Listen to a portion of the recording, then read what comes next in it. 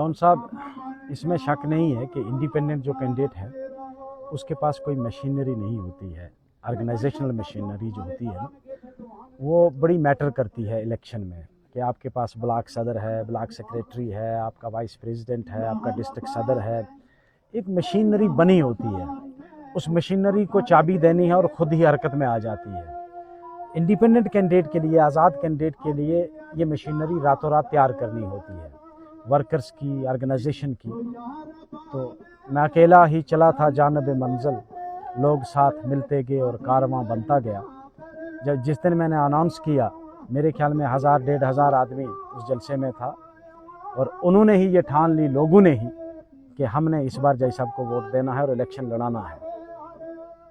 मेरे लिए मेरा वोटर ही मेरा सपोर्टर था, मेरा कोई सपोर्टर नहीं था, वोटर खुद ही सपोर्टर था। हर वोटर कोशिश कर रहा था कि हमने जय साहब के लिए काम करना है, और बहैसियत एक नुमाइंदा के वो खुद ब खुद ही अपने लेवल पर उन्होंने काम शुरू कर दिया। और वाकया ही आपने सही कहा कि राजौरी पुंछ में इंडिपेंडेंट का कल्चर ही नहीं है। यहाँ पूछते हैं टिकट किसकी है?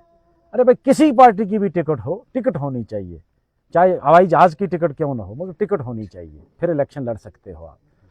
सुमो कार की है तब भी चलेगी, लेकिन टिकट होनी चाहिए। तो मैंने तो पाथ ब्रेकिंग में इसको कह सकता हूँ कि मैंने ट्रेडिशन को तोड़ा। मैंने सोचा मैं लोगों के पास जाऊँगा कि मैंडेट लोग भी देते हैं कि नहीं देते हैं, पार्टी ने तो नहीं दिया, लोग मैंडेट देते हैं कि नहीं देते हैं। तो मैं लोगों के पास गया, लोगों ने मुझे मैंडेट दिया, लोगों ने ये साबित किया कि मैंडेट आवाम के पास है, मैंडेट पार्टियों के पास नहीं है। वो जो कागज़ का टुकड़ा है, मैंडेट एक कागज़ का टुकड़ा है ना, वो कागज़ का टुकड़ा जो है वो किसी को जिता नहीं सकता।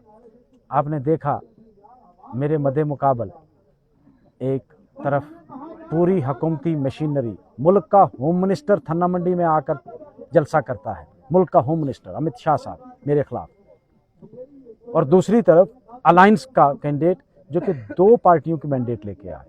उनको तो 2 पार्टियों की मैंडेट थी ना, कांग्रेस की भी और एनसी की भी, दोनों ऑर्गेनाइजेशनें उसके साथ खड़ी हैं, और तीसरा पीडीपी का कैंडिडेट। तो लोगों ने साबित कर दिया कि ना तो हम बकाऊ हैं, ना हम फ़िरका प्रस्त हैं, हम संजीदा लोग हैं, हम वोट का सोच समझ के इस्तेमाल करने वाले लोग हैं। ये थन्ना मंडी की आवाम ने साबित कर दिया कि हम ज़मीर फरोश भी नहीं, हम फ़िरका प्रस्त भी नहीं। आपने देखा इस इलेक्शन में तमाम कम्युनिटीज़ ने मुझे वोट दिया, तमाम कम्युनिटीज़ ने, और तब जाकर मैंने इतनी बड़ी तादाद वोट की ली कि भाई 35,000 वोट, मेरे ख्याल में 33,000-34,000 है, मुझे एग्जैक्ट फिगर तो याद नहीं है। इतना बड़ा वोट इंडिपेंडेंट कैंडिडेट के लिए अल्लाह की मदद और लोगों का प्यार ही था। जब ये काउंटिंग हो रही थी उस समय की आप उस वक़्त मुझे देखा भी था, मेरे चेहरे पे कोई मायूसी नहीं। मैं सुबह जब निकला था तो मैं ये ठान के निकला था कि एमएलए चुनना लोगों का हक है, मेरा हक था इलेक्शन लड़ना, मेरा राइट था, वो चुनना लोगों का हक है। अगर लोग चुनेंगे तो ठीक, नहीं चुनेंगे तो लोगों की मर्जी है। मैं लोगों की मर्जी को बदल नहीं सकता, मैं क्यों परेशान हो जाऊंगा। और मुझे पता था लोगों ने मेरे साथ वफादारी की है, मेरा कोई वोटर बिका नहीं, बिके बाकी के लोग, मेरा वोटर कोई नहीं बिका। क्यों? कि वो खुलूस के साथ मेरे साथ था, वो सिंसियरिटी के साथ मेरे साथ था, वो पैसे के ज़ोर पे मेरे पास नहीं आया था, वो ताकत के ज़ोर पे नहीं आया था, वो इक़्तिदार की हवस में नहीं आया था।